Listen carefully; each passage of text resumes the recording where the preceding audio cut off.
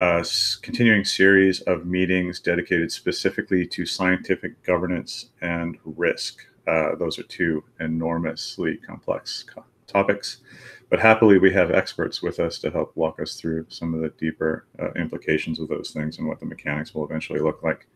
In today's meeting, of course, we have Stephen Becker, our rockstar head of risk, and we have a special guest, Soren Peter.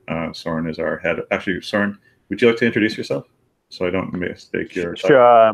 My title is head of product, which really means bridging the gap between all the technical stuff going on and what really needs to be done in a business sense. And then I also have another job about figuring out how we establish ourselves in Denmark. But I think that's enough for now. Yeah, that's great. Actually, Soren is one of our unsung heroes at MakerDAO. He's one of the few people that make sure that things actually happen and happen the right way, which is it's a valuable skill. So I'm happy to have him here. Stephen, why don't we get kicked off? Let you introduce yourself and then maybe talk about what you have planned for the meeting. Okay. So obviously, I'm Stephen Becker. I'm head of risk at Maker. And what we're trying to do with these community calls is a little bit of an education and a little bit of a dialogue with respect to what the risk function will look like at Maker, as well as how that incorporates into the governance aspect. Now, the first thing I'd like to do is do a bit of a recap from the previous call and then touch on the question at hand. What is scientific governance? I'd like to follow that up with a little bit about how scientific governance is implemented with a decentralized risk function, move on to what a risk construct is and who creates the first one. And then ultimately, or rather finally, at least if we can reach it in this session, is look at the outline of the governance process, especially as it pertains to risk management. So I think a good place to start would be the recap. From the previous meeting, we saw that risk management safeguards the integrity of the system and then by extension the stability of the coin DAI. Now the way that you categorize risk in the normal traditional setting, I've sort of dropped to the side and I've decided to rather focus on the 3 layers of risk that we face at MakerDAO. The one is obviously the economic risk, which comes from the the dynamics in place, the financial risk, which comes from the exposures that we have to take with respect to collateral. And then obviously there's the operational risk, which comes from the sort of technical and business structures and timings that we need to consider and have in place. Now, what we saw is that risk management is contextual, but for the sake of MakerDAO, it basically is the process of looking at these risks, looking at these layers, identifying the risks, and then creating a construct that can manage them appropriately. And in doing so, we also went through the types of stable coins that are out there and where we effectively place our trust with these types of stable coin. And more importantly, we came to the conclusion that given your definition of what the blockchain is to you from an economic point of view, is it a network where we are transferring existing economies from the traditional space onto it? Are we creating an augmented value add to the traditional economy with more granularity and permutations, or is it a bit of both? Now, given that, if you have a sense of how your trust is defined in terms of economic growth of the blockchain and on the blockchain, it becomes kind of natural to see that a collateralized stablecoin is a better proposition in facilitating that economic growth going forward. We also touched on what decentralized risk management will look like as a function, the breadth of it and then the actual verticals in between. But I'll get back to that again today. But I think before I go into what is scientific governance, I shall pause there for a second just to see if everyone is caught up and happy with that recap. I take it from silence, everyone's happy. Yeah, I think that's good. I think that we're going to keep on running up into the problem of we're talking about huge ideas and getting sidetracked and exploring those ideas. So I think we'll probably revisit some of those things as we dig into scientific governance again. So I want to get straight into the question of what is scientific governance.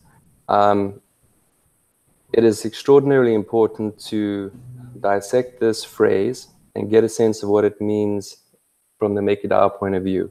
And you must excuse me, I like to revert to history to lean on a few items of interest. So there's going to be a couple of dates thrown at you, but I think it's going to be, pretty interesting. For me, scientific governance within Maker is governing using the science of risk management as a basis of argument. Now, that's extraordinarily important to think about that clearly. I use the word science here to reference risk management as a deeply studied, organized body of knowledge. And the thing that I've got to do now is justify their claim, and then also try and justify why we're going to rely on it so much. So, this is where the sort of history lesson starts in terms of risk. Why is risk so profoundly useful in terms of governance and in terms of scientific debate? Well, the first part of it is that modern concept of risk actually started about 800 years ago with the Hindu-Arabic numbering system reaching the West. But the more profound aspects of risk started during the Renaissance period. And funnily enough, it was a French nobleman that went to Blaise Pascal and said, listen, how do you divide the stakes of an unfinished game of chance between two players when one of them is ahead? And Pascal thought about it for a while, and he was the de facto mathematician of the day, and he couldn't quite figure it out. So he went to his friend, a lawyer, and maybe you might know this lawyer's name. His name was Fermat. And between Pascal and Fermat, they basically, according to Peter Bernstein in his book Against the Gods, they discovered probability theory. Now that is the heart of risk. So right from the get-go, you get a sense that the science of risk management does have deep roots with respect to quantitative and qualitative nuances and ideas about probability. So the next 70 years, there was a whole bunch of really cool manifestations. You had property insurance coming out as a result of this probability theory after the Great Fire of 1666 in London. Marine insurance, which basically was the precursor to business insurance, got started in 1680 by this really odd chap named Edward Lloyd in a coffee shop. And some folks might now know him as Lloyd's of London. The first live tables, and this one was particularly interesting to me way back when I saw it, was actually devised by Edmund Halley in 1693.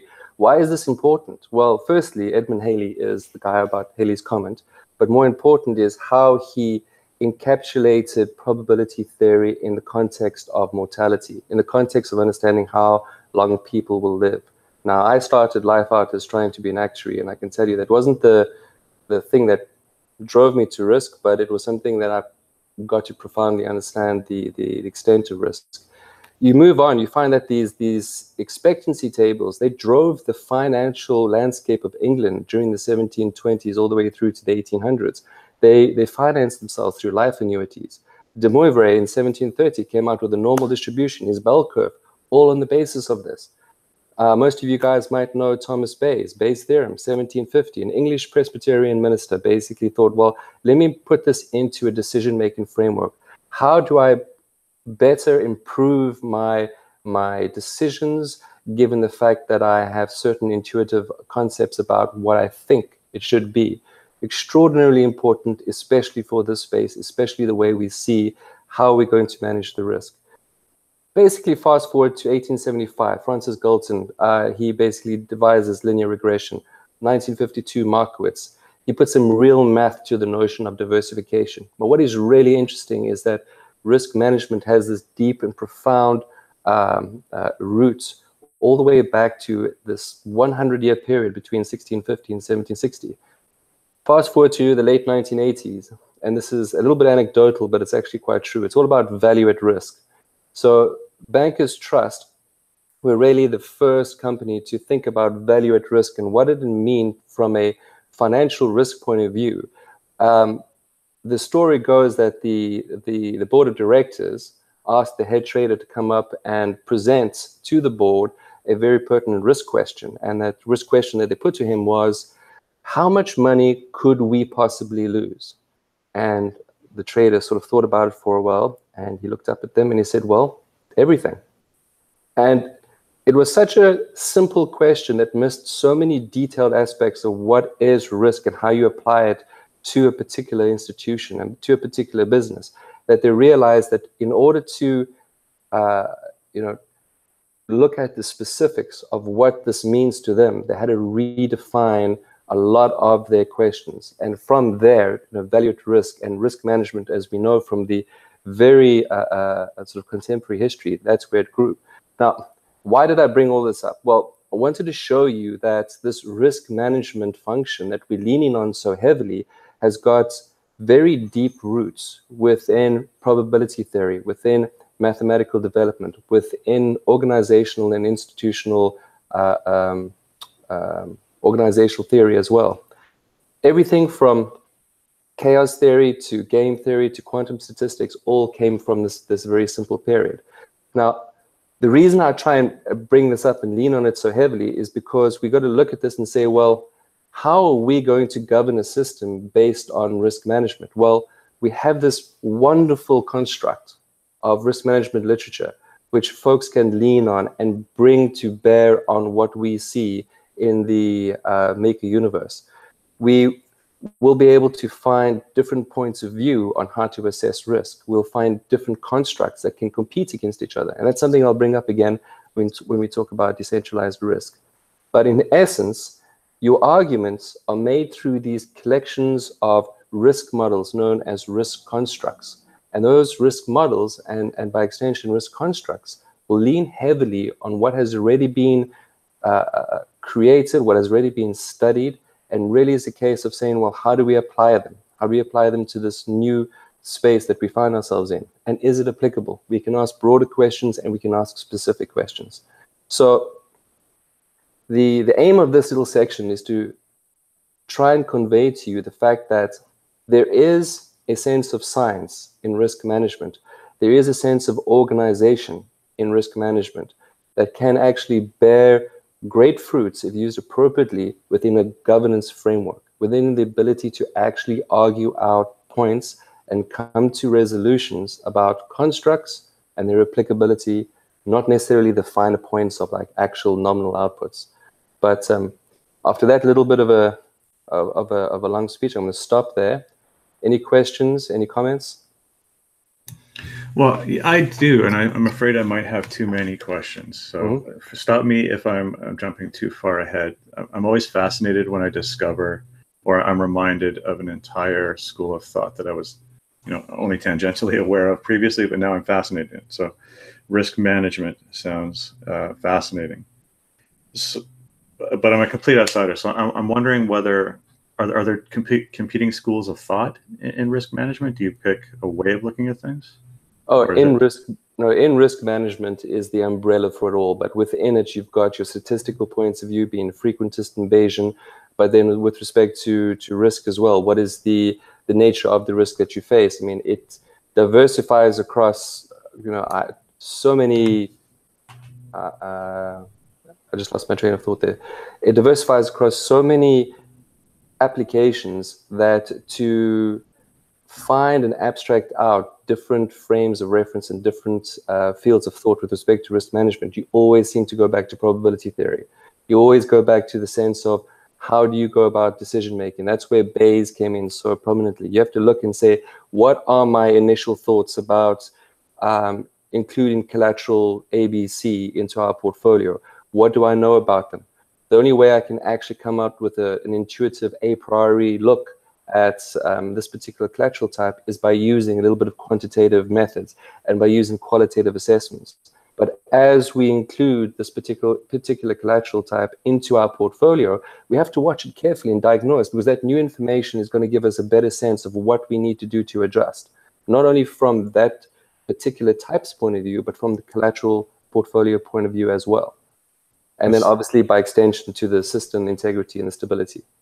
Okay, that's fascinating. From my completely uneducated perspective, I'm curious whether people will be able to take a data set and apply established risk management practices to it, but come from two different schools of thought and come up with two completely polar opposite You can come from two institutional frameworks. I'll give you an example here. So if you're sitting at a life insurer and you're an actuary, you probably look at this and say, oh, this is just extreme value theory. So we're going to apply extreme value theory to this. It's pretty obvious. We'll do the necessary calculations, maybe use Pareto distributions for the tails, and come in and create a construct. Then you might find someone from the financial engineering side look at this and go, oh, that just looks like option premium calculations. We can, apply stochastic differential equations to this. We can maybe resolve them into the PDEs constructed by Black and Scholes. Maybe even go further and have a look at other processes as well, and figure out how to solve this issue. There are actually many hubs that can attack this problem from many different angles. So it wouldn't be a really case of school of thought, because that's a little bit more profound and it abstracts to probability theory.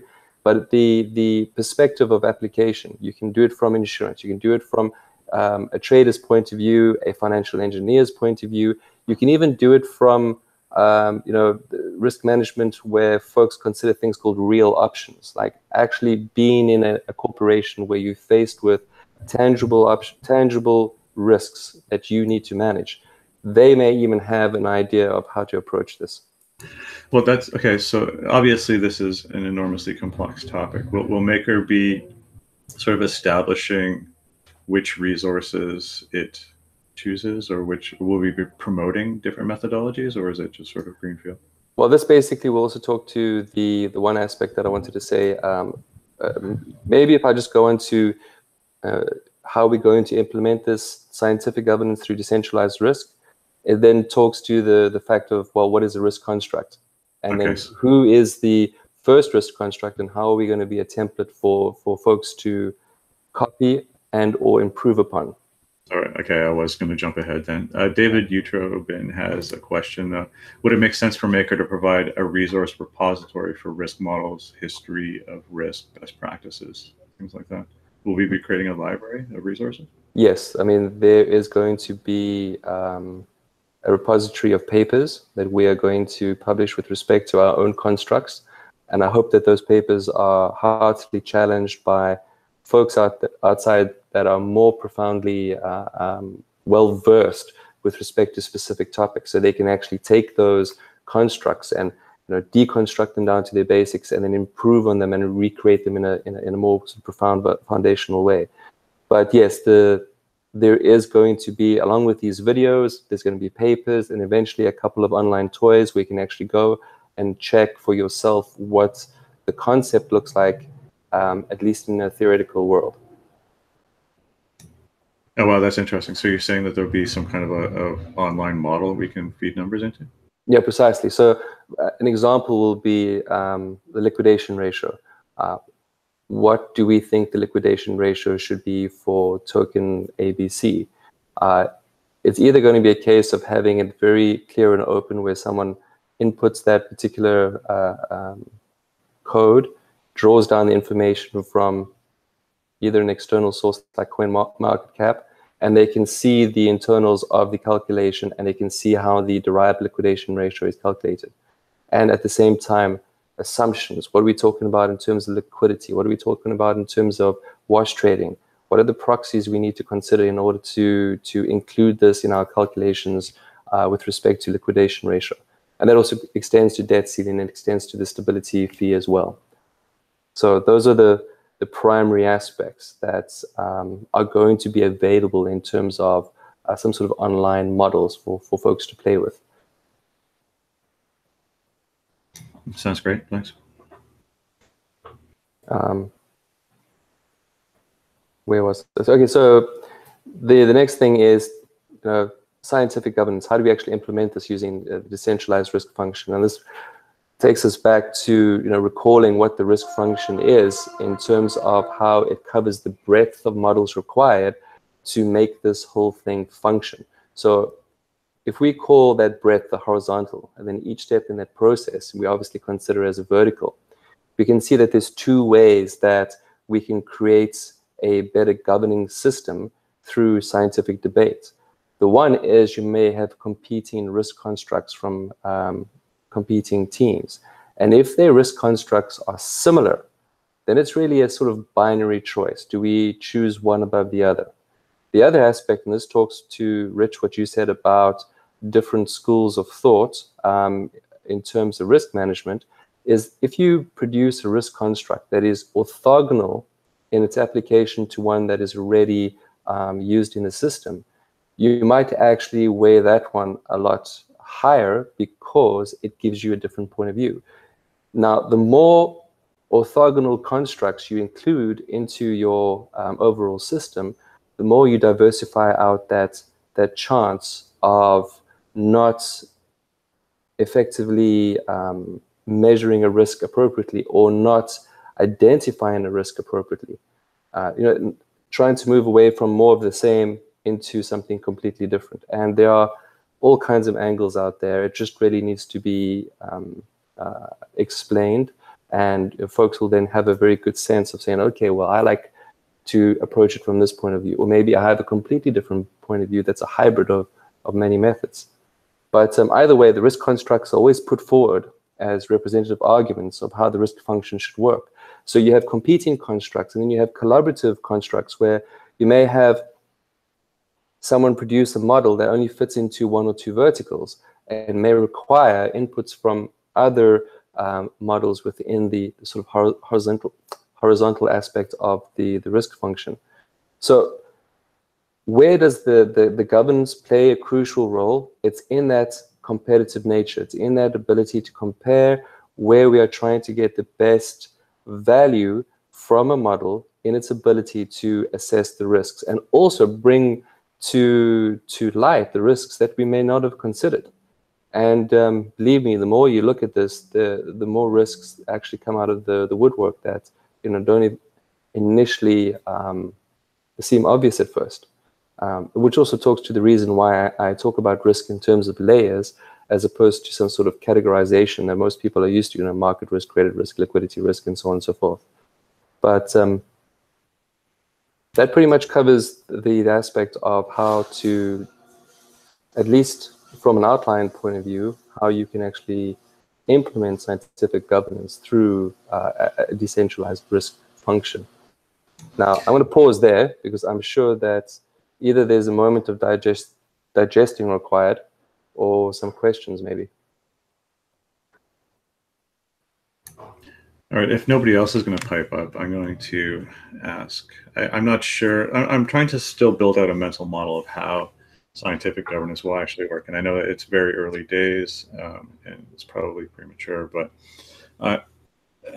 when the Maker voters gather to determine what proposal or what asset class they want to add to the system, they're kind of voting on two different things. Potentially, they're voting on the quality of the model and the results that model produced. Is that correct? Take a step back. What was first going to happen is the governors are going to decide on the inclusion of a risk team. Sure. That's the first thing that's going to happen, regardless of the collateral types.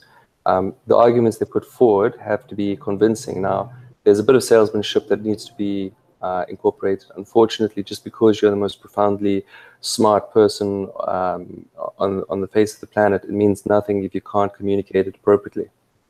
So that is the aspect that is really important, is to find the intersection between risk teams that can actually produce something that is practical and is well understood. Because governors will rely on their input as to what certain collateral risk profiles are going to look like.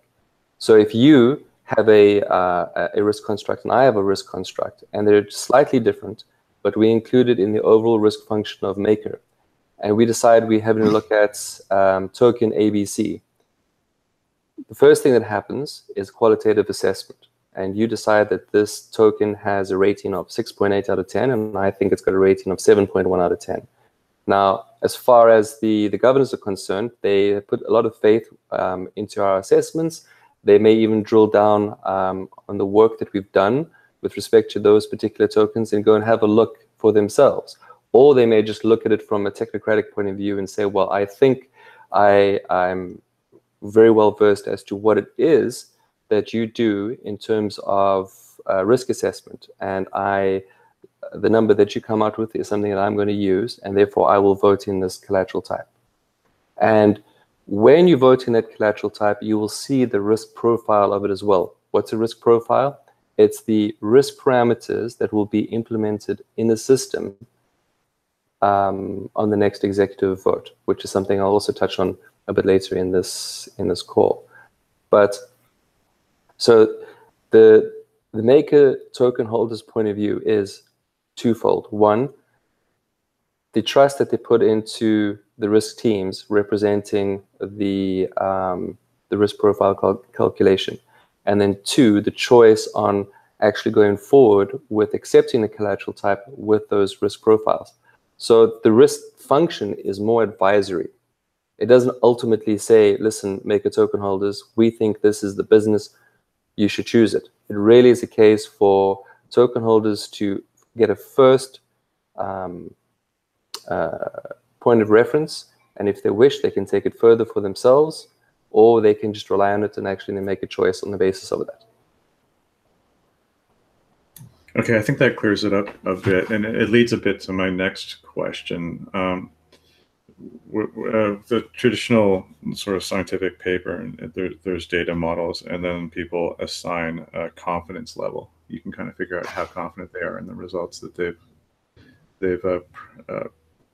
predicted or promoted. I'm wondering if there's the same sort of confidence level that exists in the risk management world.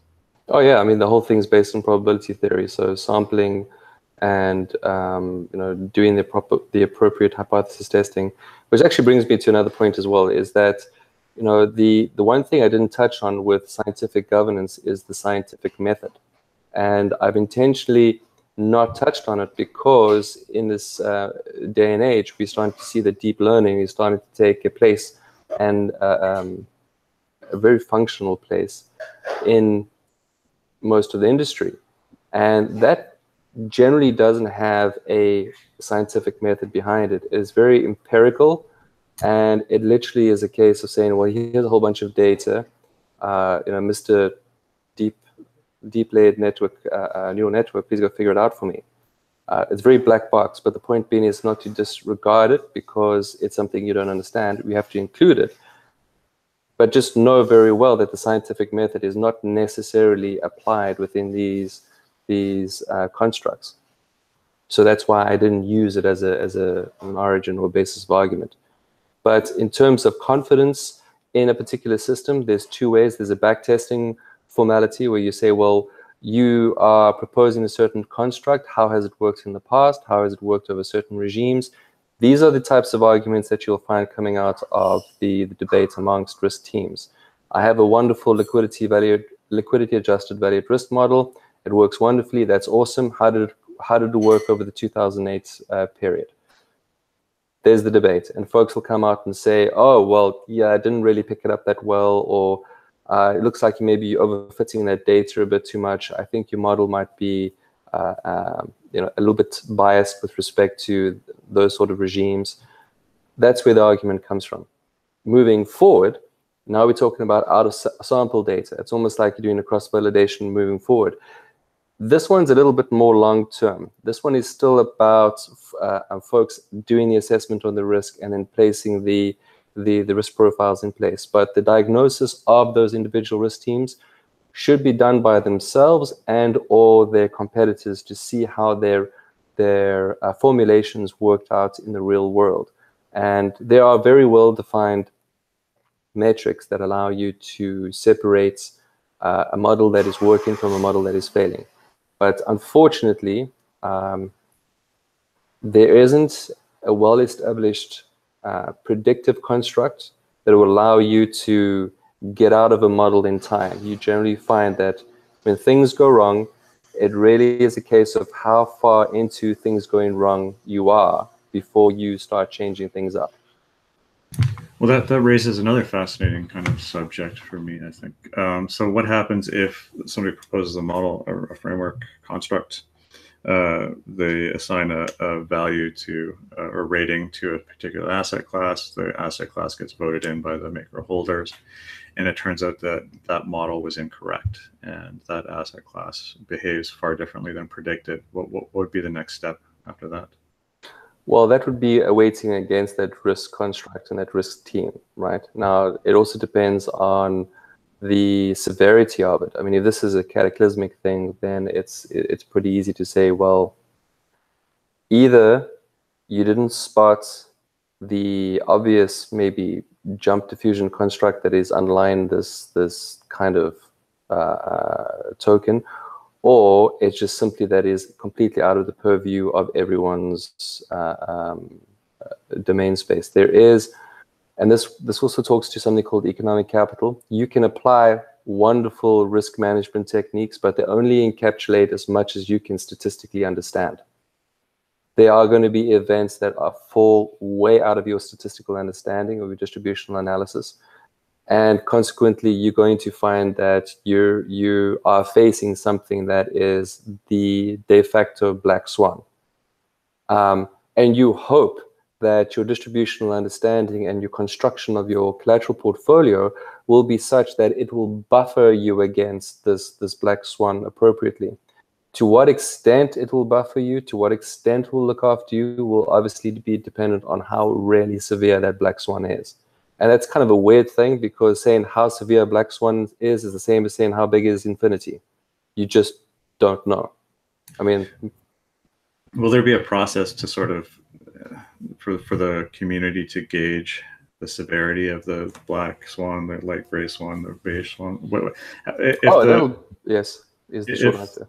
If the model is, we find it's off and it's impacting potentially the long-term value of Maker, and it's something that needs to be addressed in some time in the next month or two, will there be sort of a reuse of that same model, or will we need a new model, or will we just artificially begin tweaking parts of that risk profile to sort of fix the system? The nice thing about risk management, especially financial risk management as a whole, the taxonomy of models is pretty clear. How you apply those models is obviously another thing entirely. So to be able to assess the model's applicability has been well defined. If you want to know if you've missed a specific spike in risk or a specific spike in movement, that can be done and can be defined appropriately. But there isn't going to be, I think my comment I'm trying to make here very badly, unfortunately, is that you're not going to find a model that is just so out there that it's going to create something that not is only unexpected, but completely cataclysmic to your process. By virtue of the fact that it's included, it would be filtered through a risk management thinking process, which includes at least certain constructs.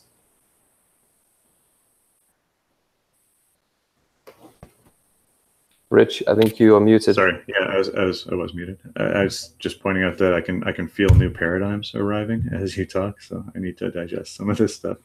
Jordan has a great question. I'm going to read it out. With the weighted risk constructs, obviously it will be good to have that process as transparent as possible, but I assume that the models will not actually live on chain for the executive votes. Will Maker holders have access to all the models that produce the outcomes that are voted on? Yes, the answer, well, there's 2 points of reference here. The first one is that models should be explicit. In other words, they should be completely transparent. For the obvious reason that and I say this with the tone, for the obvious reason that in order to really get to evaluate a model, you really need to see the guts of it. But you are going to find that there are risk teams that don't want to show you their models, and those are going to be more implicit. Unfortunately, because of that, their weightings are going to come down. So you might find that, as an example, a well-respected company out there, let's say Ernst & Young, they have a risk team, and their risk team is contributing, but they think that their IP is extraordinarily important. They don't want to divulge what they have. But the back testing and the outer sample testing shows that they are particularly good at doing this, which is great. You can include them, but you're going to have to weight them a little lower, maybe a lot lower, than the other constructs that you have on board. I go by the thesis that it is better to know that which is working on average than not to know something that's working fabulously. It goes to that black box thinking. And especially during this sort of nascent period of our organization, I think I'm more open to the fact of saying, please, if you want to contribute to construct, make sure that it's open enough for folks to be able to understand, share, compete, and collaborate. Yeah, it's interesting. We need to build up a body of knowledge that's useful for our ecosystem. And so open is more important. I see what you mean. The second part of Jordan's question, do you envision the models living on chain and having the authority to make iterative changes to the core system? Or are the quarterly executive votes intended to be the long-term strategy? For now, I would say that the executive votes are the way forward. It's not, you need a standardized protocol for risk constructs before you can even think about that. And, contributing towards that will be the first risk construct from the internal risk team, creating a template. Maybe a standardized protocol will be devised off the back of it by folks much smarter than I, but at the moment in time, it will be through the executive votes. Cool. I can add something here too, Jordan. The core components of the MakerDAO system are essentially they're designed to be untouchable, unless there's some kind of existential threat to the system. So the core components of the model always stay the same, and things like the risk parameters are what we can change, and those are the things I believe that'll be affected primarily by the new asset classes and the risk models that the risk team will come up with. Aviv, you had some questions. Did you want to jump in and ask? Yeah, I wanted to ask a few questions, if you don't mind.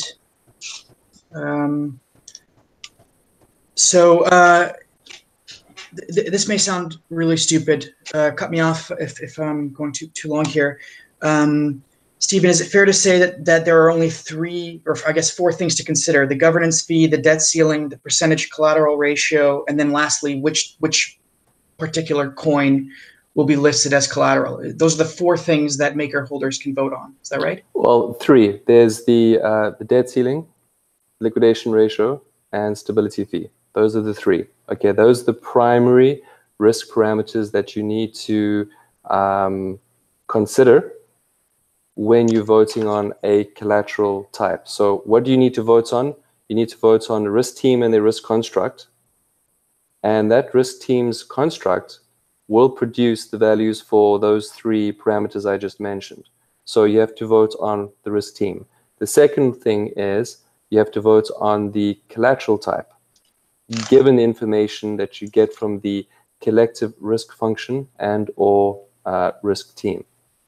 So as far as what MKR token holders votes on, risk teams, collateral types, just two things. Okay, wonderful. And I'm just going to kind of go off that. So, when I look at, like, for example, Ethereum, if you could just walk me through the layers of risk. So if tell me if I'm kind of in the right ballpark here. We have risks, obviously, the market tanks, the price goes down, but that could stem from many things. So one risk is that the government says Ether is bad or whatever, and that will go a little bit. But a deeper risk is something like Vitalik gets in an accident and dies, right? So that's an interesting lower level risk than the higher level stuff, which is like a newspaper article. We also have like a smart contract bug, some quantum computer hack. So we have these different sort of layers here. So, with something like, let's say, Digix Gold, I don't see how the price of a Digix token could go down any more than, let's say, 5 or 10% in any given week, with the only one risk exception, which is Ether or Digix Gold team gets attacked in a way where it would probably go much, much lower in a kind of BitConnect style, collapse, like 98% in a couple hours. Is that right to say? Yes. What you would need to do is actually formulate your risks that you've identified into various categories for yourself. I would suggest there's the natural taxonomy of risk categories being market risk. Very closely associated with that is liquidity risk. Something on the side would be obviously credit risk, but the one that you're focusing on right now is operational risk. Now, there's the one thing that the Global Association of Risk Professionals, which is an association of financial risk managers around the world, they've studied this intensely, and they found that the most prominent and the most impactful risk to any institution is operational risk, by far. Now, that's where a qualitative assessment of a collateral type is so necessary. We're not going to be able to be so prescient as to identify an operational risk that may come. But we may be able to diagnose, because we have a firmer understanding of this collateral type, when they're starting to sway away from their material strategy or their material tactic, with their material business. And if they do so, if they start pivoting, you might see that as a point of risk, which will open up more operational risk issues. You talk about in the technical space, I mean, and please forgive me, I'm not deeply tech-oriented, is that if you have a look at these forking processes, it's all very good and well, but ultimately the resultant fork, you will actually have a higher exposure to operational risk at that point in time. But it's incredibly hard to quantify operational risk. There are guys in the traditional space that have opened up offices to, businesses to try and encapsulate that sort of risk, but it's intensely hard. It's called high impact, high impact, low frequency, or low impact, high frequency. These two considerations are the cornerstones to operational risk, but they are very specific and, they really are unique to each institution. They're not easily transferable in terms of impact and risk to other institutions, even though folks out there are trying to collect databases of all these risks to get some sort of at least a modeling construct out of it. Okay. Thank you for answering that. And I don't want to interrupt anyone else's questions here. No, thank you for your questions. Feel free if you have anything you wanted to ask, just jump in whenever. So if I could continue here. So let's take, for example, Ethereum, Bitcoin, and Digix Gold tokens. So with Digix Gold tokens and Ethereum, for example, they don't share the same market risks at all, almost. Gold and Ether are completely uncorrelated. The things that affect Ethereum and the things that affect gold are just super, they're as different as could possibly be. Is that correct? So in theory, yes. In theory. So they're very uncorrelated. Furthermore, they're also uncorrelated in the type, because Ethereum is there are people behind Ethereum, and there's like a team, and they could get hurt or they could change their minds and influence. But with gold, there's not a gold emperor in the world that could do something and say something really atrocious.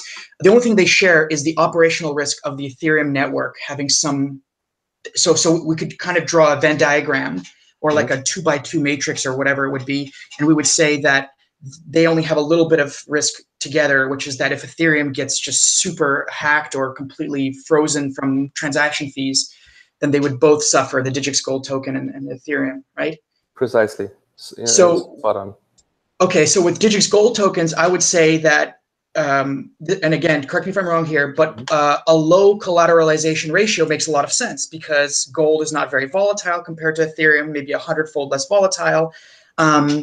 It has almost no correlation with Ethereum. But I would also suggest a low debt ceiling, because if the Digix token went down, it would go down 99%. It wouldn't go down, 20%. It would, because the only way that it would have a crisis is it would be a total crisis. Like the Digix team gets declared to be a criminal organization and all of their funds get seized. So it would go from whatever value of $40 per token to pretty much zero. What do you think about that? Well, you are talking directly to the second part of the article that I'm going to release. And with respect to debt ceilings, and this is just a little bit of an inside edge, there are three aspects to it, right? And this is very much related to the liquidity of a particular token, because that is the essence of why we're actually collateralizing these tokens. The one is the sort of theoretical debt ceiling. You take into mind this consideration of creating an investment portfolio where you want to allocate appropriately to create the best diversification benefit you can to improve your risk-adjusted rates of return.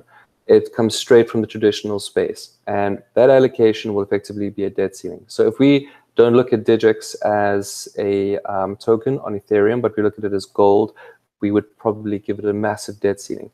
But when you have a look at where the rubber hits the road, when you have a look at the liquidity, the market support, the ability to actually get out of a position, you start reducing that debt ceiling immensely to a level that cannot be outside of a certain percentage of their issuance. So think for a second here now, if DigX's total issuance is 5 million, and 5 million was used as collateral in our system, that would be an awful place to be, because you're just going to create your own liquidation crisis. Because if something had to happen and you had to liquidate, you'd have to liquidate the entire issue to nobody. That's an extreme example, but basically that's one way of getting to zero very quickly. So you need to constrain yourself to a certain percentage of the issuance. Now, what is that certain percentage? That certain percentage is actually a function of how you can get out of your position over a given period of time. It's called an execution trajectory optimization problem. It sounds like a whole bunch of really silly words to put together, but it really just boils down to how does liquidity, adjusted value, work into your risk assessments. It's all very well to say, I am super rich, I've got $100 million worth of token ABC, but if you had to try and get rid of those tokens tomorrow, you're going to end up with maybe 7 million. Right. Now that has to be taken into consideration. That's called the practical debt ceiling. But even there, that's just where you want to be. But to get to that point, you need to have a defensive debt ceiling. You need to start somewhere small and grow it so that your collateral portfolio as a whole is growing appropriately with respect to its risk mandate. And at this, and then at the same time, it's growing appropriately with respect to the business. It's all very well having $100 billion worth of collateral pouring into the MakerDAO system if you don't have the ability to use the DAI in a very granular and refined way on the other side of your system. So you're going to have an inflection in your operational risk. And that's what I spoke about in the beginning with respect to those 3 layers. The operational risk is extraordinarily important. If one is ahead of the other in terms of the development, you're going to have a fracture, and that fracture is going to expose you to operational risk. Everyone has it, everyone is exposed to it. It's just here we are acutely aware of it. Okay, and just one last thing here. Sure. Is it fair to say that, you know, the debt ceiling, it seems that there are 2 things to consider. There's the debt ceiling with respect to the collateral type. So for example, you don't want to have a debt ceiling, like you said, where all of the gold tokens in the entire DigX system is all locked up, because then there's no liquidity. But there's also the debt ceiling with respect to other debt ceilings in the portfolio as a ratio. Correct. Type. Yeah, that's where your allocation comes in, where what we borrow from the traditional finance space is, you know, effectively portfolio construction. We're borrowing a lot of tools from there where you say, well, how do you start building a portfolio that's going to generate a certain amount of return given a certain amount of risk? And you can't have too much exposure to one over the other because you start messing around with your risk-adjusted return. The same concept applies to building the collateral portfolio, except there are a heck of a lot of constraints in the crypto space that are not in the traditional space. One being the disparity in liquidity between tokens. The other one in terms of what I call liquidity vectors. How do you actually get out of a position, and what does that mean? What does a liquidation event mean? Does it mean getting out token ABC into token 123? Or does it mean getting out token ABC into ETH? Or is it actually going straight into fiat? Because these are the concepts that we need to consider very clearly especially when we think about constructing a debt ceiling. And I'll ask the last thing, and then I'm done here. The governance fee, I'm a bit confused because I'm not sure. Stability fee. Yeah. I'm confused about how this relates to the collateral we're discussing. So give me an instance where a stability fee needs to be higher or lower, and why we would do that. What do you think in the real world the stability fee reminds you of? Well, it reminds us of the counterparty risk fee, or the fee that of the bank or the fund or management fee. So basically you've already defined a couple of components to what an interest rate is. I mean, your interest rate has to compensate for a couple of things. The first is inflation, because you want to obviously keep your purchasing power. Then the second is your credit risk. Like, what are you ultimately, what are you paying for? Now, in the MakerDAO domain, you obviously have the dilutionary aspect of the MKR token being kind of a last resort. Now, that is a type of credit risk that needs to be appropriately remunerated. And that comes by way of a credit premium. So you'll have inflation, you have a credit premium, and then you have the real interest rate, which covers the actual cost of running an organization. So these are the three parts that, when added together, would become your stability fee. Now, where does the collateral type work into this? Well, the collateral type works into this in terms of the premium, the credit premium component. Because you may have a wonderful liquidity adjusted value at risk that tells you that there's only a 1% chance of you losing $1 million. Okay? But that's just a theoretical idea, because it's based on an empirical notion of what the distribution is. So there's this whole theory that came out called expected shortfall, which a lot of well-versed quantitative insurers know as extreme value theory. You find that if you do go past a certain threshold in risk, you may expose yourself to a completely new distribution of risk.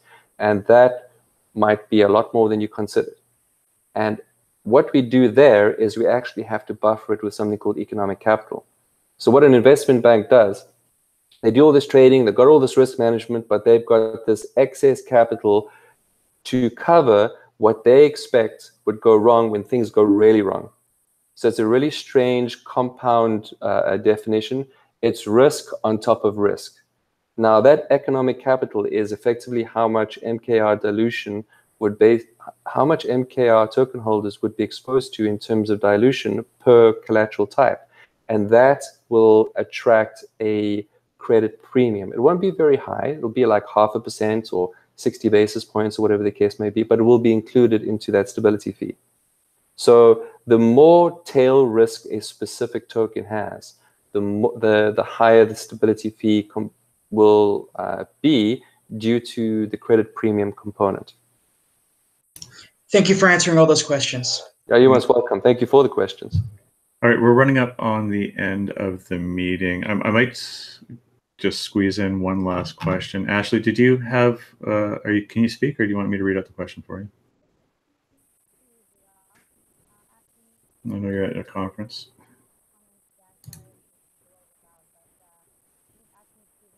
Yeah, Ashley, I don't think we can hear you. It's super quiet. Yeah, we can't hear you.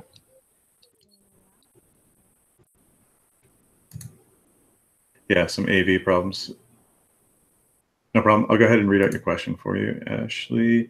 Will there be a situation where there is one asset that may have two or more risk profiles, i.e. a higher collateralization ratio and a lower stability fee, or a lower collateralization ratio and a higher stability fee?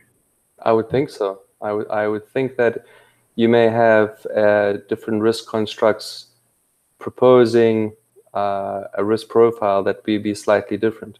And as a consequence, you use the collective ensemble to maybe come out with your ultimate effective risk profile. So if you do have one risk construct telling you that debt ceiling should be 150 million, another one says it should be 70, the first one says liquidity ratio should be 120%, and the second one says 150%, there's a weighting that you have to give to each of these constructs that will then result in an overall calculation, representative calculation for that particular token. And then it is up to the MKR token holders to look at that overall number, or if they wish, just to rely on one risk construct above the other. It is really up to them. This whole thing at the end of the day is an advisory / consulting idea. All right, that's fascinating. Yes. There's Ashley made a statement that basically this allows MKR token holders to allow different levels of risk at different prices. Yes. Oh, wow, that's interesting. I want to revisit that at the next meeting, actually. We're at 1 minute past the hour, so we need to shut it down. Vamsi, you have a great question. Jordan, you had another great question. I've added those to the list for the next meeting. And I also want to revisit what Ashley just raised as well. And I have some questions of my own that we didn't get to. So thank you, Stephen. That was amazing. I appreciate this. Thank you, ladies and gentlemen. I appreciate your questions as well. All right, I'll be posting this to YouTube in the next hour or two and trying to get people to watch it because this is free education. It's valuable. All right, thanks everybody for showing up. Thanks.